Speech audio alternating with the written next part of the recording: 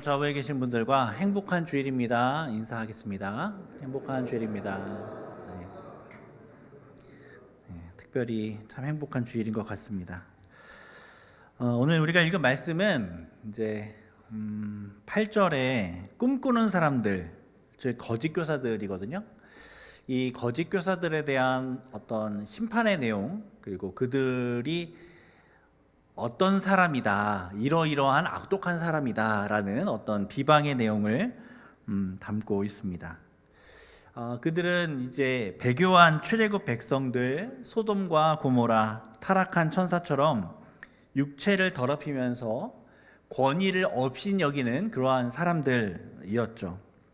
그리고 오늘 본문은 그런 거짓 교사들에 대해서 한층 더 격양된 어조로 비판하고 그들을 향한 어떤 심판을 아주 날카롭게 과격한 언어를 사용하면서 표현을 하고 있습니다.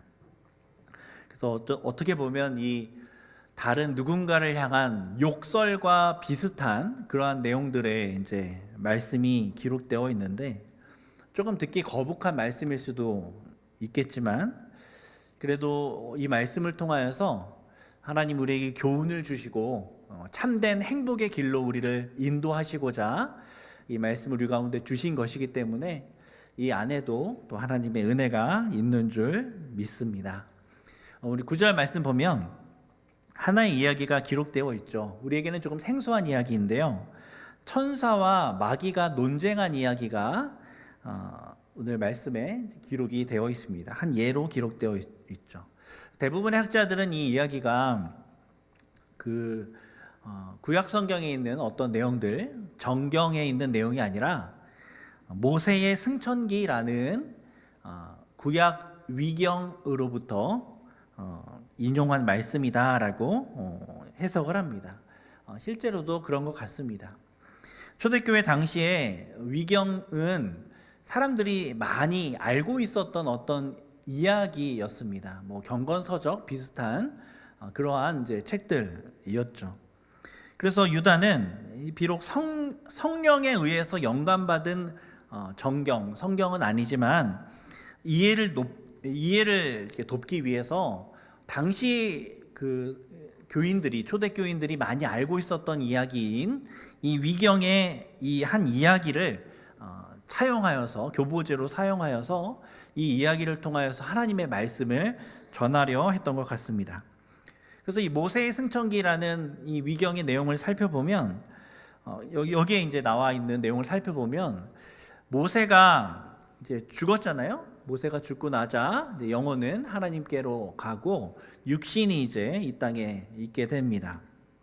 그러니까 이제 사탄이 와서 이 땅에 있는 모든 육신은 내 거라 했다. 그러니까 이 모세의 육체도 내 거다, 날 다오, 이제 이렇게 이야기를 합니다.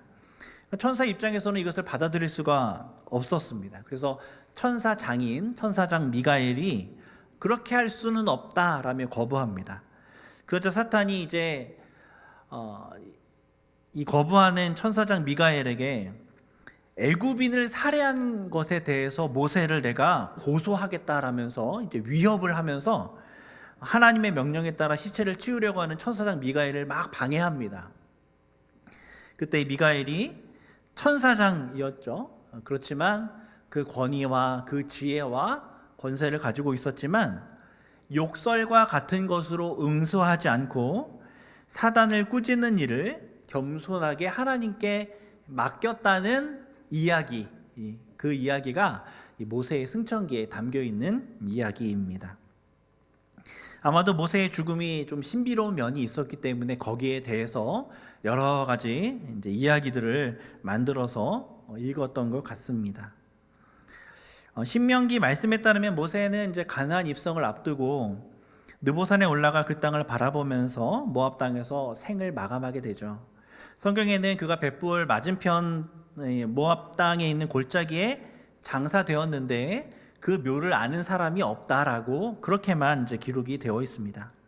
아마도 하나님께서는 모세의 위대한 지도자인 이 모세를, 이스라엘의 위대한 지도자인 이 모세를 이스라엘 백성들이 이게 숭배하고 따를까봐 그것을 염려하여서 이렇게 모세의 죽음을 신비로 남겨두었던 것 같습니다. 그 신비를 이제 모세의 승천기라는 위경을 통해서 조금이라도 이제 밝히려고 했던 것도 같습니다. 모세의 승천기라는 이 위경이 이 내용 전체가 얼마나 신빙성이 있느냐, 진실이냐 아니냐를 떠나서 마귀와 천사가 모세의 시체를 두고 다툰 이 이야기를 그저 유다는 교보제로 사용을 한 것이죠. 마치 전래동화를 예로 들어서 하나님의 말씀을 선포할 수 있는 것처럼 이 이야기를 예로 들어서 이렇게 하나님의 말씀을 가르치려 했던 것 같습니다. 그래서 우리가 집중할 것은 이 모세의 시신을 둘러싼 마귀와 천사의 어떤 논쟁, 이것이 우리가 궁금해할 게 아니라 이 유다가 이 이야기를 통하여서 전달하고자 하는 그 목적, 그 이야기, 그것은 무엇이냐면 비방하지 말라라는 것입니다. 비방하지 말라. 천사는 우리보다 더 많이 알고 있죠. 천사는 영적인 존재이기 때문에 우리가 볼 수 없는 세계를 봅니다. 그래서 주님이 오실 때 주님이 오셔서 우리가 새 육체를 입고 영화롭게 되기 전까지 아마도 천사는 우리를 능가하는 지식과 지혜를 가지고 있을 것입니다.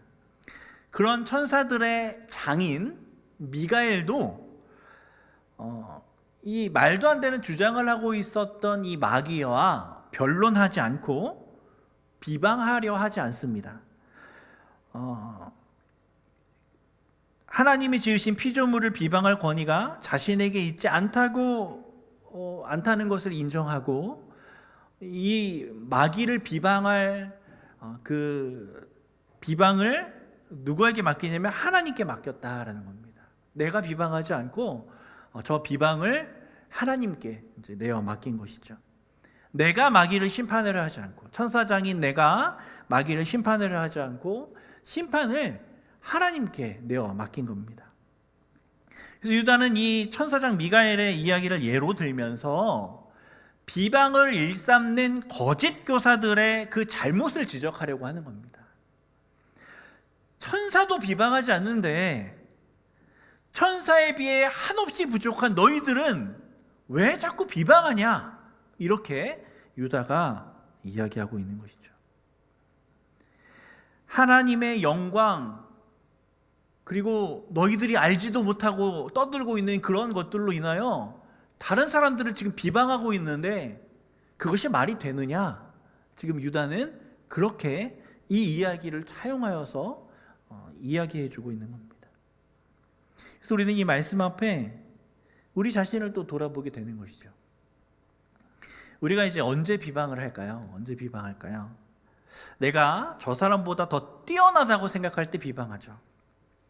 내가 저 사람보다 더 많이 알고 있다고 생각할 때, 내 지식이 더 맞고 옳고 더 깊다라고 생각할 때 다른 사람을 비방합니다. 얕봅니다. 쉽게 말해 우리 마음이 교만으로 가득 차 있을 때 그 교만의 눈으로 다른 사람을 바라보면 마치 저 사람에게 비방거리만 가득 차 있는 것처럼 그렇게 우리가 보이며 그들을 비방하게 되는 것이죠. 그러나 원수가 되어 있었던 우리를 위해 대신 죽어주신 주 예수 그리스도를 생각하는 마음에 담는 그 은혜로 가득 차 있을 때에 우리가 다른 사람을 바라볼 때 누가 보이냐면 예수님이 보이는 것이죠. 대신 비방받으신, 대신 죽으신 그 예수님이 보여서 저 사람을 어떻게든 높여주고 싶고 어떻게든 하나님의 은혜를 저 사람에게 베풀고 싶다, 그러한 생각들을 우리가 하게 되는 것입니다. 그런데 이 거짓 교사들은 어떤 사람이었냐면 비방하는 사람들이었다는 겁니다. 그리고 이들의 그 비방이 참되고 옳은 비방이 아니라 그것마저도 허망한 지식으로 인한 비방이었다는 것을 이어지는 말씀을 통해 우리는 알게 됩니다. 이 10절 말씀을 계속해서 보면 이 사람들은 이성 없는 짐승같이 본능으로 하는 그것으로 멸망한다라고 말씀하고 있습니다. 그들이 알고 있는 부분이 있어요. 어떤 영역에 있어서 그들은 전문가일 수 있습니다. 그런데 그것이 어떤 것들이냐면 짐승같이 본능으로 아는 것들이라는 거예요. 짐승같이 본능으로 알고 있는 것들. 이 반대의 말이 무엇이겠습니까? 성령으로 아는 것이겠죠. 여기서 본능으로 아는 것들은 육신적인 경험으로 말미암는 지식입니다. 육신적인 경험으로 말미암는 지식들. 쉽게 말하면 그런 거죠. 경험담, 나의 경험담. 나 때는 말이지 하는 것들, 그런 지식들. 나는 이래야 한다고 생각한다. 나는 교회가, 나라가, 공동체가 이래야 한다고 생각한다. 그런 나로 말미암는, 육신의 나로 말미암는 모든 경험적인 지식들, 그런 지식으로 다른 사람들을 비방하고 있다는 거예요. 이 말씀 앞에 우리가 붙잡아야 하는 지식이 무엇인지를 다시 한번 또 돌아보게 됩니다.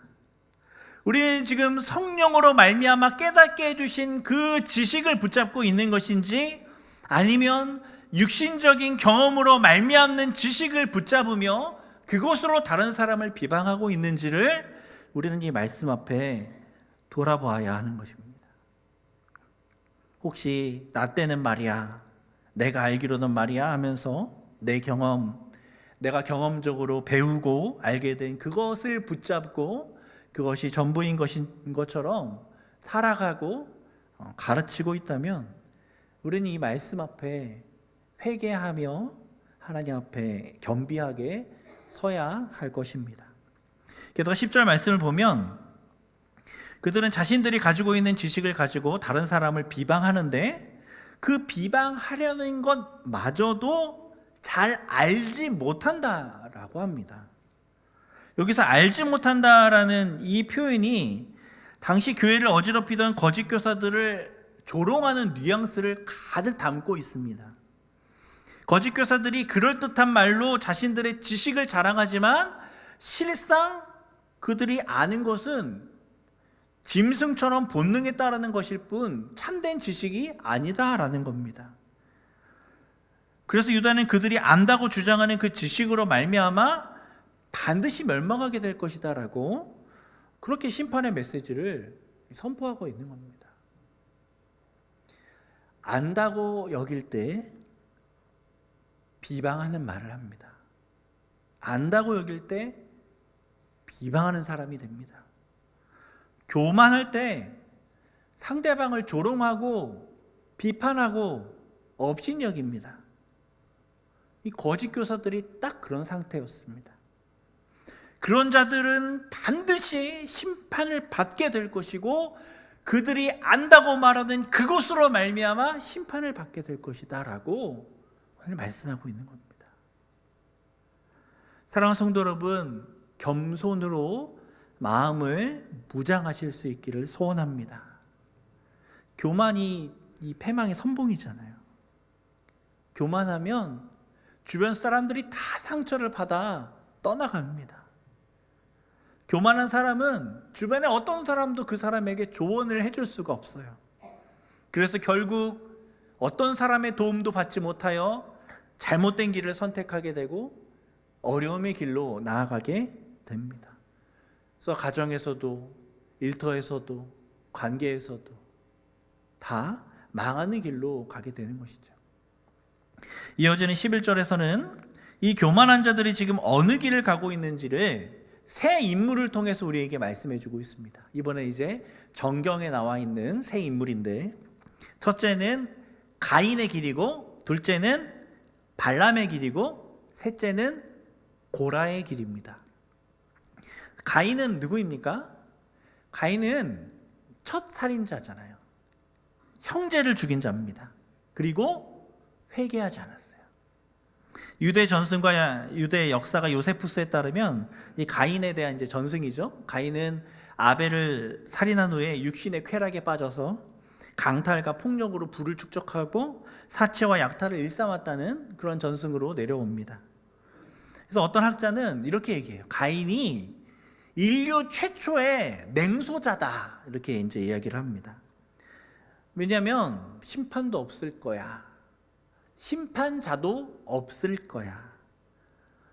의인에게 어떠한 상급도 주어지지 않을 거야.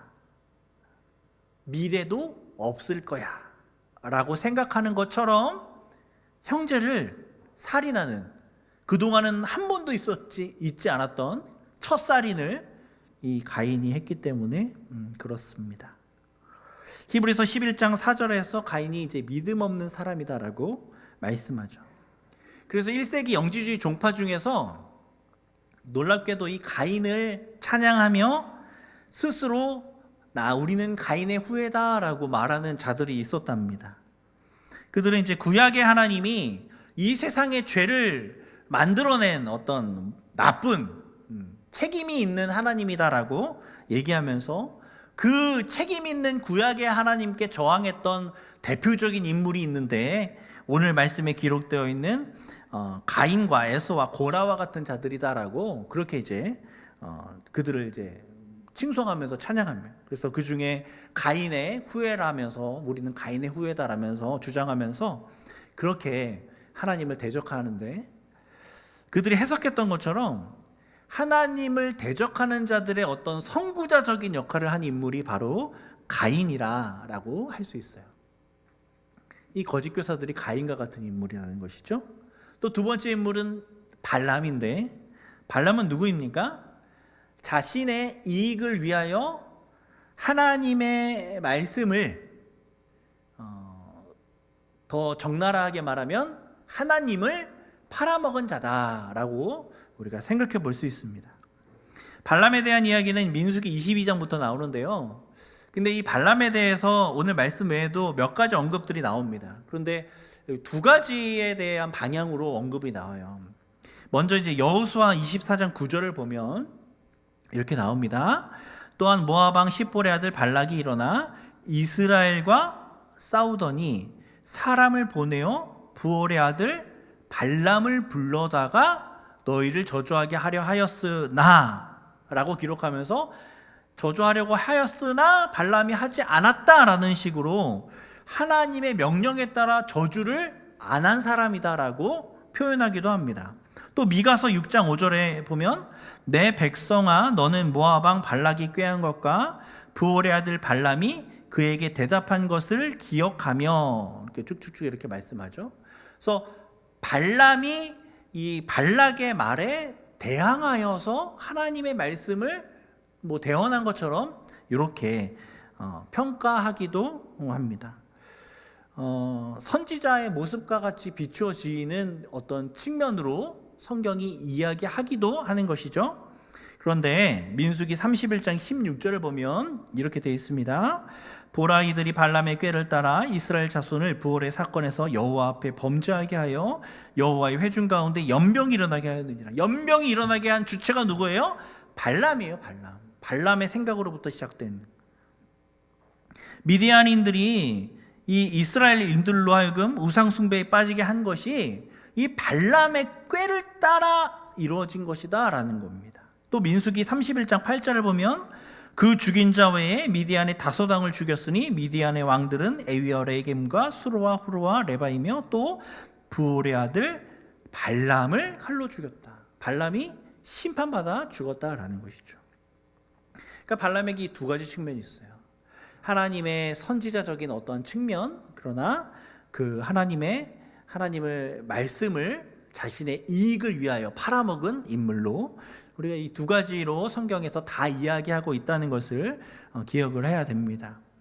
그리고 발람이 부정적인 모습으로 해석될 때 발람은 어떤 모습으로 비추어지냐면 이익을 위해 하나님을 저버린 대표적인 인물로 성경에 비추어지게 됩니다. 이런 점에서 발람 역시 가르치는 자들 또 교회 지도자들에게 있어서 어떤 선구자이자 혁신적인 인물이라 할 수 있습니다. 사역자들이, 교회를 섬기는 자들이 이익을 위해서 거짓 가르침을 하고 이익을 위해서 하나님의 말씀을 이용한다면 발람의 꾀를 쫓는 겁니다. 발람의 길을 걸어가는 거예요. 물론 발람에게도 긍정적인 모습이 보이는 것처럼 오늘날에도 이 거짓 선지자, 발람의 꾀를 쫓는 사람들 가운데에 자기의 이익을 위해 타협하는 일부 종교 지도자들과 일부 교회를 섬기는 자들 가운데에서도 긍정적인 모습이 보여질 수도 있습니다. 그런데 그것에 위안 삼고 그것에 속지 말아야 합니다. 결국 그들은 발람의 길로 가는 겁니다. 이익을 위해 말씀 팔아먹은 선구자적인 그 길을 따라 그들은 가고 있다는 것입니다. 자기의 이익을 위하여 하나님을 이용하고 자기 이익을 위해서 하나님의 말씀을 이용하는 그런 인물이 바로 거짓 선지자들이라는 것이죠. 또 세 번째 인물, 고라를 예로 들죠. 고라는 누구냐면 다단과 아비람과 함께 이스라엘 회중 가운데 있는 지도자급 되는 사람들 250명을 모아요. 그래서 250명을 같이 모아가지고 모세와 아론에게 찾아가서 왜 너희들만 제사장 역할을 하냐? 우리도 제사장 역할을 할 수 있다. 우리도 거룩한 백성이다 라면서 정말 아찔한 도전을 이스라엘 회중 앞에서 모세와 아론에게 합니다. 이름 있는 지휘관 한두 명만 이 고라를 따라도 참 아찔할 것 같은데, 영향력이 있을 것 같은데, 무려 250명이나 되는 어마어마한 무리 당을 지어서 모세에게 대적을 하는 것이죠. 어떻게 보면 이스라엘에게 정말 큰 위기 상황이었습니다. 그러나 민수기 16장에 의하면 이들에게 무서운 보복이 가해졌는데, 땅이 입을 열고 이 고라와 다단과 아비람과 그의 가족을 산채로 삼켜요. 그리고 또 한편으로는 아까 이 250명이 무리를 지어서 갔잖아요. 그 250명이 각 지파의 지도자들인데 그 각 지파의 지도자들 250명 가운데 하늘에서 불이 내려와 그들을 다 태워버립니다. 어마어마한 심판이죠. 땅이 입을 열어 삼키고 하늘에서 불이 내려와 타버리게 되는, 이러한 어마어마한 심판을 받은 무리를 주동한 존재가 바로 이 고라였어요. 이들은 교회 지도자들에게 도전하고 공동체 안에 불안과 분열을 야기한 대표적인 인물이라 할 수 있습니다. 이 거짓 선생들이 교회의 지도자에게 도전하고 공동체 안에서 분열을 일으키고 이 나뉘어지게 하고 공동체를 어려워지게 만드는 그러한 것들을 이 고라의 예를 통하여 그들을 책망하고 있는 것이죠. 교회의 가장 큰 적은 교회 외에 있었던 적이 단 한 번도 없었던 것 같습니다. 교회의 진짜 적은 교회 안에 있어요. 교회 안에서 분열을 일으키는 사람들. 그래서 우리는 교회 안에 당을 짓고 분열을 야기하는 이런 거짓 교사 같은 사람들을 경계해야 하는 것이고, 혹시라도 우리가 알게 모르게 당을 짓고 있고 어떤 분열의 어떤 요소가 되어지고 있는지를 스스로 돌아보면서 하나님 앞에 우리 자신을 또 돌아보며 경계해야 하는 것입니다. 그래서 이 거짓 교사들이 하나님을 대적하는 대표적인 인물, 그래서 냉소하며 형제를 죽인 가인과 같은 인물과 같고, 이익을 위해 하나님의 말씀을 이용해 먹는 발람과 같고, 교회를 분열시키고 하나님이 세우신 권위에 도전하는 고라와 같다라고 이 거짓 교사들을 적나라하게 아주 심한 말들로 막 평가하고 있는 것이죠. 그런데 그런 그들이 12절을 보니까 애찬에 참여하고 있어요. 즉, 이 애찬이 무엇입니까? 거룩한 성도 간의 식탁의 교제를 참여하고 있다는 거예요. 초대교회에서 이 식사와 성찬식이 연결되어 있었다는 것을 생각해 보면 이 거짓 교사들이 애찬에 참여하고 있다는 의미가 이들이 교회 안에 완전한 일원으로 자리매김하고 있었다는 것을 우리 가운데 알려주고 있습니다. 그것도 뭐라고 기록되어 있습니까? 기탄 없이 너희와 함께 먹는다, 이렇게 기록되어 있습니다. 조금도 양심의 가책을 느끼지 않으면, 이런 짓을 지금 교회 안에서 하고 있는데에도 조금도 양심의 가책을 느끼지 않고 아무 벽도 없고 막힘이 없이 교회 안에서 함께 교제하고 있다는 거예요. 이러한 위험 인물이 이 교회 안에 아주 심각한 상황이라는 것이죠. 그래서 그들을 향해서 자연과 관련된 다채로운 6가지 비유로 또 그들을 책망하고 있습니다. 먼저 그들이 암초와 같대요. 암초는 물에 잠겨 있잖아요. 잘 안 보입니다. 근데 잘 안 보인다고 그냥 가다 보면 배가 파손돼서 가는 길을 가지 못하게 될 뿐만 아니라 생명도 잃어버릴 수 있게 만드는 것이 바로 이 암초예요. 이 거짓 교사들이 숨어서 있는 그런 암초 같은 존재다라는 거죠. 교묘하게 성도 사이에 숨어서 애찬을 나누고 있지만 사실 이 거짓 교사들로 인해 교회는 옳은 길로 나아가지 못하게 되고 성도들의 생명이 앗아져 갈 수 있다는 거예요. 두 번째 비유는 이들이 몸만 기르는 목자라는 거예요. 자기 몸만 기르는 목자라는 표현은 상반된 2가지의 이미지가 지금 합쳐져 있는 단어입니다. 자기의 이익만 위하는데 동시에 다른 사람을 인도하는 목자이기도 해요. 이상하잖아요. 목자가 양을 배불리려고 하고 양을 옳은 길로 가게 하려고 희생하고 섬겨야 하는 직임인데 그 목자가 자기 자신만을 위해요. 그럼 어떻게 될까요? 이 양도 도구가 되어버리는 것이죠. 셋째는 바람에 불려가는 물 없는 구름입니다. 제가 가보진 않았지만 시리아, 요르단, 레바논 비롯해서 이 이스라엘 이 지역엔 그러한 곳을 여행하는 사람들에게는 비를 내리지 못하고 심한 열기만을 증가시키는, 이 습도가 높아지겠죠 아무래도, 그런 짙은 구름 때문에 종종 짜증을 내는 경우가 있다고 합니다. 그러니까 이게 어떤 것이냐면 겉으로는 참 비를 내려줄 것 같은 아름다운 구름의 모습이지만 사실 줄 수 있는 것이 아무것도 없는 그러한 빈 껍데기 같은, 오히려 더 덥게 만드는 그러한 모습, 그것이 바로 이 거짓 교사들 같다는 거예요. 빈 깡통 같은 그러한 모습이라는 것이죠. 넷째는 죽고 또 죽어 뿌리까지 뽑힌 열매 없는 가을나무. 죽고 또 죽어. 근데 뿌리까지 뽑혔어요. 근데 열매도 없어요. 근데 가을나무에서 빼빼 마르기까지 했어요. 어떤 소생의 가능성을 기대할 수 없는, 어떤 열매도 기대할 수 없는 그런 상태라는 것이죠.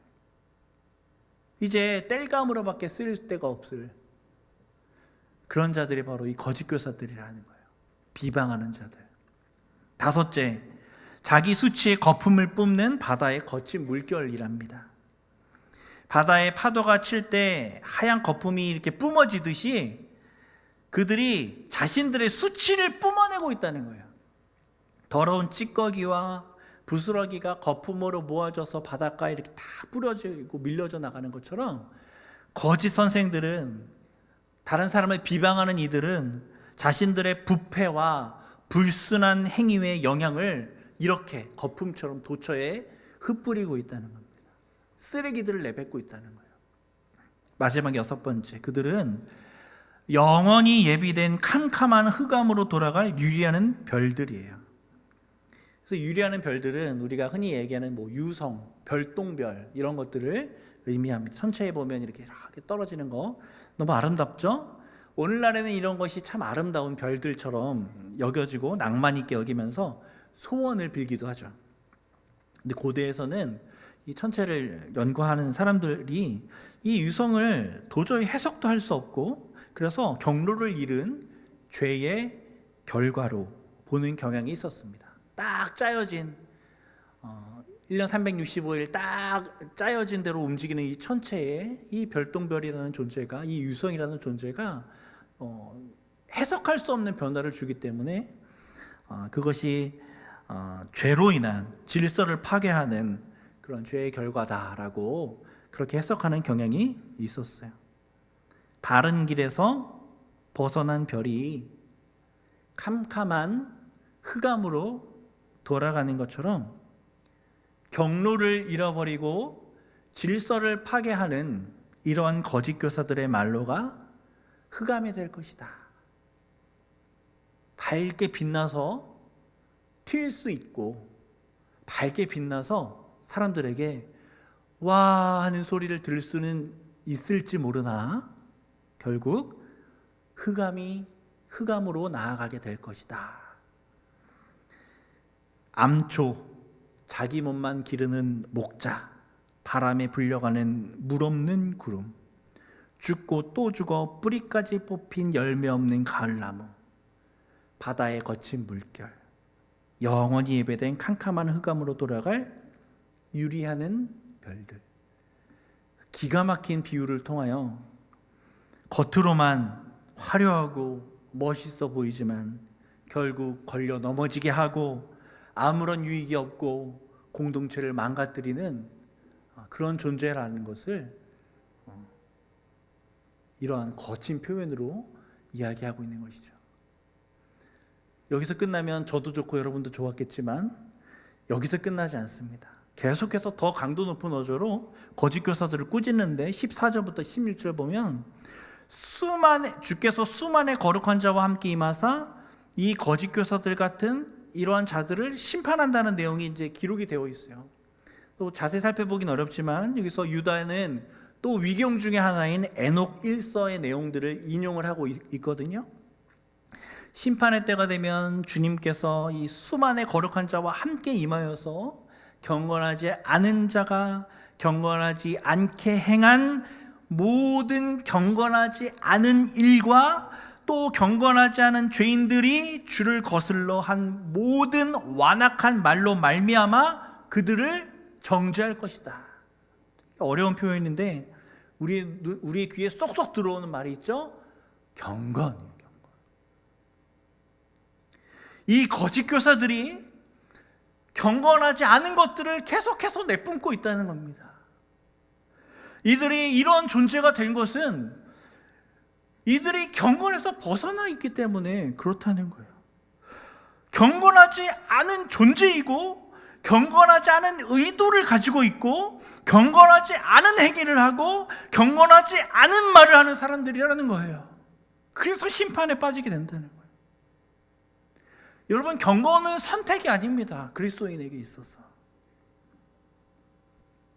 복 받으려면 경건하고 그냥 살려면 경건하지 않아도 된다. 그거 아니에요. 경건은 선택이 아닙니다. 경건에 힘쓰지 않으면 어떻게 되냐면 거짓 교사들의 길로 가는 거예요. 경건하지 않은 의도로 말을 하고 경건하지 않은 의도로 행동을 하고 그럴 때에 우린 거짓 교사들과 같은 열매를 맺을 수 있다는 것을 오늘 말씀 통해 보게 됩니다. 여기까지만 해도 충분히 경계하고 질책한 것 같은데 아직 끝나지 않고 16절을 보면 마지막 한 번 더 욕에 가까운 말을 하고 있습니다. 그들은 원망하는 자, 불만을 토하는 자, 정욕대로 행하는 자, 입으로 자랑하는 말을 하는 자, 이익을 위하여 아첨하는 자라는 거예요. 이 내용들이 이제 전에 이야기했던 비유들과 하나하나 연결이 되는데 하나하나 자세히 설명할 시간은 없고 언급만 하고 넘어가겠습니다. 저는 설교를 하면서 이 말씀을 어떻게 하나로 요약하고 싶고 또 정리하고 싶었습니다. 그래도 오늘 본문 말씀 보는데 하나하나의 욕들과 하나하나의 비유가 참 주옥 같다는 생각을 하게 되었습니다. 참 다양하고 그리고 참 적절한 비난들이 오늘 말씀에 기록되어 있어요. 5사람의 성경 인물을 통해서 비난하고 7가지의 비유를 통하여 8가지 악한 행위들을 비난하고 엄청난 저주와 책망이 쏟아집니다. 어조 자체도 격양이 되어 있어요. 그래도 굳이 함축하고 요약한다면 우리가 읽지는 않았지만 이전에 나와 있는 말씀 4절의 말씀이 요약이 될 것 같아요. 이들이 경건하지 않고 은혜를 육체의 것으로 바꾸고 영광을 자신의 것으로 가로채서 그런 자들이라는 겁니다. 그런 거짓 교사들에 대해 유다는 마치 예수님께서 당시의 종교 지도자들, 서기관 바리새인들, 대제사장들에게 화를 내시고 노한 것처럼 그 거짓 교사들을 향하여 노를 바라고 있습니다. 사랑하는 성도 여러분, 경건하지 않으면서 이 모든 죄가 쏟아져 나온다는 것을 경계하며 받으실 수 있기를 바랍니다. 교만에서 비방이 나오고 그 교만은 경건하지 않음으로 비롯되는 것들입니다. 한 주를 살아가실 때 경건한 마음으로 경건의 열매를 맺어서 공동체를 아름답게 만드는 이 욕과 정반대되는 그러한 열매를 맺는 저와 여러분 되기를 간절히 소원합니다. 기도하겠습니다. 사랑이 많으신 아버지 하나님, 하나님께서 오늘 우리에게 경건에 대하여 말씀하시고 또 비방하지 말라 말씀하시고 겸손하라 말씀하실 때 하나님 우리가 아멘으로 순종하며 하나님 앞에 서게 하여 주옵소서. 이 거짓 교사들처럼 책만 받고 이 거짓 교사들처럼 공동체를 어렵게 만드는 그러한 존재가 아니라 악한 선구자적인 역할을 하는 그러한 사람들이 아니라 하나님께 칭찬받고 하나님의 몸된 교회를 아름답게 세워나가고 주님께서 맡기신 가정을 우리의 기업을 잘 경영할 수 있는 우리 모두가 될 수 있도록 하나님 은혜 베풀어 주옵소서. 말씀하신 주님께서 우리의 삶 가운데 이루실 줄 믿고 감사드리며 예수님 이름으로 기도드립니다. 아멘.